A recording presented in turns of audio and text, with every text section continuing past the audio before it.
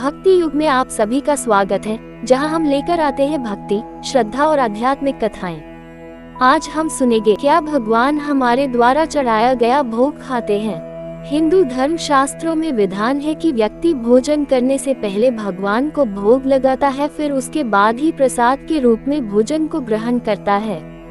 शुद्ध और उचित आहार भगवान की उपासना का एक अंग है।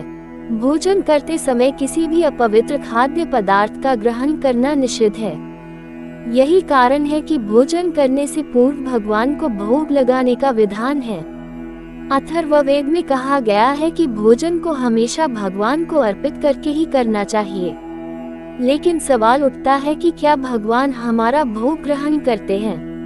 इसी संबंध में एक बार एक शिष्य ने अपने गुरु से पाठ के बीच में प्रश्न किया कि गुरुदेव, क्या भगवान हमारे द्वारा चढ़ाया हुआ भोग खाते हैं? और अगर खाते हैं तो वह चीज खत्म क्यों नहीं हो जाती?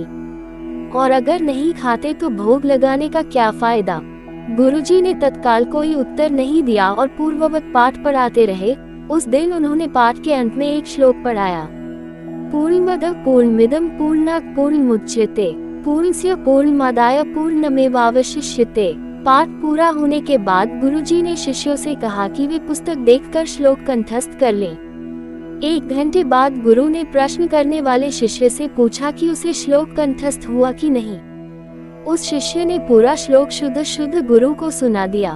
फिर भी गुरु ने सिर नहीं में हिलाया तो शिष्य ने कहा कि वे चाहें तो पुस्तक देख लें, श्लोक बिल्कुल शुद्ध है।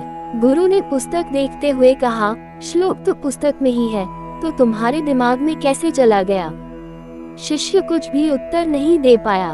तब गुरु ने समझाया, पुस्तक में जो श्लोक है वह स्थूल रूप में है। तुमने जब श्लोक पढ़ा तो वह सूक्ष्म रूप में तुम्हारे दिमाग में प्रवेश कर गया। उसी सूक्ष्म रूप में वह तुम्हारे मस्तिष्क में रहता है। और जब तुमने इसको पढ़कर कंठस्थ कर लिया तब भी पुस्तक के स्थूल रूप के श्लोक में कोई कमी नहीं आई। इसी प्रकार पूरे विश्व में व्याप्त परमात्मा हमारे द्वारा चढ़ाए गए निवेदन को सूक्ष्म रूप में ग्रहण करते हैं और इससे स्थूल रूप से वस्तु में कोई कमी नहीं होती। उसी को हम प्रसाद के रूप में ग्रहण करते हैं। शिष्य को उसके प्रश्न का उत्तर मिल गया। शुद्ध और उचित भोजन भगवान को परोसना उनकी उपासना करने का ही एक रूप है। भगवान को भोग लगाने के पीछे का कारण सिर्फ धार्मिक ही नहीं बल्कि इसके पीछे का तर्क आयुर्वेद और वास्तुशास्त्र का आधार भी रखता है। आयुर्वेद के अनुसार भगवान के लिए भोजन बनाते समय व्यक्ति के मन में सद्भाव होता है। यही सद्भाव व्यक्ति को भीतर से प्रसन्न रखता है और उसके मस्तिष्क में पसरे तनाव को दूर करता है। भगवान के लिए बनाए गए भोजन में प्रेम भाव होता है। इसी कारण से व्यक्ति प्रसन्नता महसूस करता है और मानसिक बीमारियों का प्रभाव कम होने लगता है। क्यों पिया श्री कृष्ण ने राधा के पैरों का चरणामृत से संबंधित एक प्रसिद्ध पौराणिक गाथा है जो हमें श्री कृष्ण एवं राधा जी के अटूट प्रेम के बारे में बताती है। कहते हैं कि एक बार नंदलाल काफी बीमार पड़ गए। कोई दवा या जड़ी बूटी उन पर असर नहीं कर पा रही थी। तभी श्री कृष्ण ने स्वयं ही गोपियों से एक ऐसा उपाय करने को कहा जिसे सुन गोपियां दुविधा में पड़ गईं। दरअसल श्री कृष्ण ने गोपियों से उन्हें चरणामृत पिलाने को कहा। उनका मानना था कि उनके परम भक्त या फिर जो उनसे अति प्रेम करता है तथा उनकी चिंता करता है, यदि उसके पांवों को धोने के लिए इस्तेमाल हुए जल को वे ग्रहण कर ले तो वे निश्चित ही ठीक हो जाएंगे। लेकिन दूसरी ओर गोपियां और भी चिंता में पड़ गईं। श्री कृष्ण उन सभी गोपियों के लिए बेहद महत्वपूर्ण थे। वे सभी उनकी परम भक्त थी, लेकिन उन्हें इस उपाय के निष्फल होने की चिंता सताने लगी।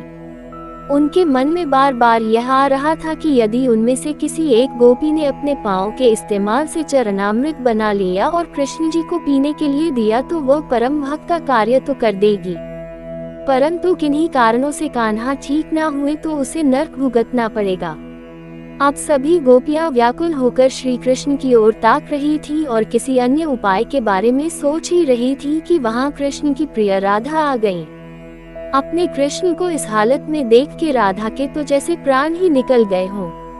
जब गोपियों ने कृष्ण द्वारा बताया गया उपाय राधा को बताया तो राधा ने एक क्षण भी व्यर्थ करना उचित न समझा और जल्द ही स्वयं के पांव धोकर चरणामृत तैयार कर श्री कृष्ण को पिलाने के लिए आगे बढ़ी। राधा जानती थी कि वे क्या कर रही हैं। जो बात अन्य गोपियों के लिए भय का कारण थी, ठीक वही भय राधा को भी मन में था, लेकिन कृष्ण को वापस स्वस्थ करने के लिए वह नर्क में चले जाने को भी तैयार थी। आखिरकार कान्हा ने चरणामृत ग्रहण किया और देखते ही देखते वे ठीक हो गए, क्योंकि वह राधा ही थी जिनके प्यार एवं सच्ची निष्ठा से कृष्ण जी तुरंत स्वस्थ हो गए। अपने कृष्ण को निरोग देखने के लिए राधा जी ने एक बार भी स्वयं के भविष्य की चिंता न की और वही किया जो उनका धर्म था। आशा है आपको ये भक्ति कथा पसंद आई होगी। वीडियो को लाइक करें, शेयर करें और भक्ति युग को सब्सक्राइब करना न भूलें ताकि हमारी हर कथा आप तक पहुँचे।